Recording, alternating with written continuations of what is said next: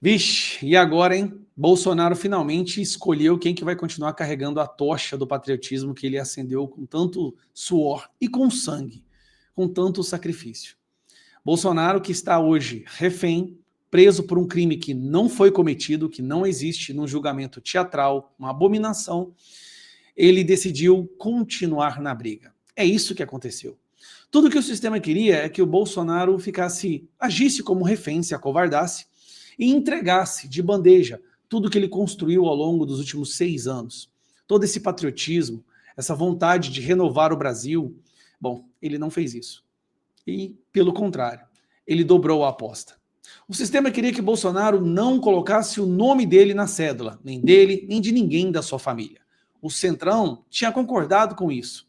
O STF colocou ele numa prisão para que ele não se atrevesse a fazer isso. O que o Bolsonaro decidiu fazer? Colocar o filho dele, Flávio Bolsonaro, como o próximo candidato à presidência pela direita brasileira. E aí vamos lá. Esse é o Flávio Bolsonaro, senador. Ele é a versão melhorada do Bolsonaro no que diz respeito a boas maneiras. Uma coisa que as pessoas sempre reclamavam do Bolsonaro era que muitas vezes ele falava demais, poderia ter se controlado, né, poderia ter agido com mais tato em relação ao centro, pois essas características, elas existem no Flávio Bolsonaro. Flávio Bolsonaro é uma pessoa que fala sem usar palavrões, ele é uma pessoa que não fala com truculência, e ele é uma pessoa que tem um excelente trato e trânsito com o centro. Então, por que o sistema está tão revoltado? E por que tem tanta gente aí reclamando? Vem comigo que eu vou mostrar para você. O primeiro grupo que não gostou dessa história é esse aqui, ó. STF, a reação de ministros do STF à escolha de Flávio Bolsonaro.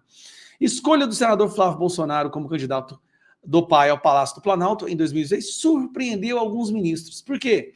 Porque esses ministros fizeram todo um ambiente, ameaça, perseguição, justamente para que o Bolsonaro, trancado na Polícia Federal, preso sem ter cometido crime, cedesse a esse sistema. O Bolsonaro optou por não ceder. Bolsonaro escolheu o filho dele, que é um dos seus maiores defensores, uma pessoa extremamente amadurecida no mundo da política, para poder continuar carregando essa tocha. E eu vou te dizer uma coisa, eu conheço o Flávio. Pensa num filho apaixonado no pai, que chora ao ver o sofrimento que o pai está passando, é esse daqui. E a reação nas redes? Tem muita gente falando que teve uma reação boa, uma reação ruim. Bom, toda decisão do Bolsonaro teria tanto reações boas quanto ruins. Se fosse o Tarcísio, teriam reações ruins também, principalmente daquela direita mais raiz. Agora, como que foi em relação à reação à escolha do Flávio Bolsonaro? A candidatura de Flávio Bolsonaro alcança 117 milhões nas redes. Relatório da consultoria da Trix aponta 38% de menções positivas, 28 negativas, 10 pontos a mais em menções positivas. 28 negativas estaria ali o povo do PT. Impulsionamento por Michele Bolsonaro. Se eu não me engano, neutro foi, aqui não fala, né? Mas teve uma porcentagem de neutro também. Negativa de 34 neutras. Ou seja, a positiva venceu. Mas calma que tem mais que eu quero mostrar para vocês.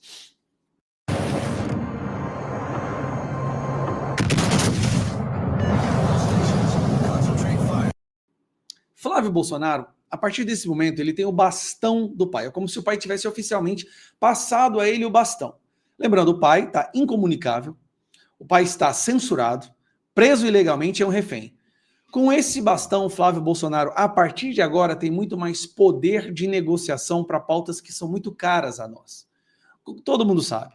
O centro, o sistema, está usando a anistia, a prisão domiciliar, para fazer com que o Bolsonaro faça exatamente o que eles querem. A partir de agora, esse bastão de negociação está nas mãos do Flávio Bolsonaro. Está aqui, ó. Flávio Bolsonaro quer priorizar agora projeto de anistia para 8 de janeiro. Bom, agora, como candidato oficial à presidência, Flávio Bolsonaro vai ter muito mais peso na negociação. Agora ele oficialmente fala em nome do pai. E outra coisa, agora não tem mais aquela convulsão, aquela confusão de quem é que realmente está falando em nome do Jair Messias Bolsonaro. Agora todo mundo sabe, o Bolsonaro escolheu, está aí o Flávio podendo levar adiante as negociações da anistia. E como candidato da direita, que todo mundo sabe que agora vai pro segundo turno. Isso aí é uma coisa que é conhecido por todos, tá? Flávio Bolsonaro, a partir deste momento, querendo ou não, apesar do PT fingir que está alegre, Flávio Bolsonaro vai para o segundo turno. E como um candidato que já está no segundo turno, por qualquer pesquisa que você fizer, ele tem um poder de negociação com o centro agora muito maior. E vamos lá. O centro já disse que quer ficar contra o PT.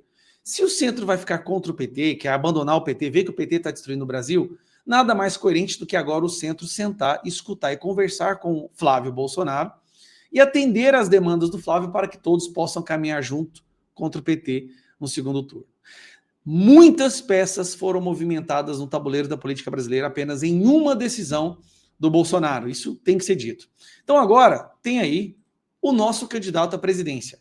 O filho mais velho, maduro, que não tem aqueles defeitos, né, que o Centrão e o Isentão adoram falar que o Bolsonaro tem, e que, de acordo com outra pesquisa feita aqui pela Detrix, 72% da direita de cara já aprovou a escolha do Flávio Bolsonaro como sendo o candidato, aquele que vai carregar a tocha do Bolsonaro. Aí tá bom, Gustavo, mas por que o mercado reagiu daquela forma? E eu vejo a imprensa publicando isso aqui com frequência, né? Ibovespa cai 4% com o mercado, pacificando vitória de Lula em 2026 após a candidatura de Flávio Bolsonaro. O que fez o mercado cair é porque o mercado estava esperando o Tarcísio. O mercado via o Tarcísio como a forma mais tranquila de juntar o centro para derrotar o Lula. A escolha do Bolsonaro, com seu filho Flávio, não foi isso que derrubou o mercado. Foi a frustração do mercado do Bolsonaro não ter feito exatamente o que ele foi pressionado, transformado em refém, preso criminal ilegalmente para fazer. É uma reação do mercado, está chateado, porque o Bolsonaro não fez, mesmo com todo esse sofrimento que ele está sofrendo aí agora, que ele está passando, ele não fez o que o mercado queria.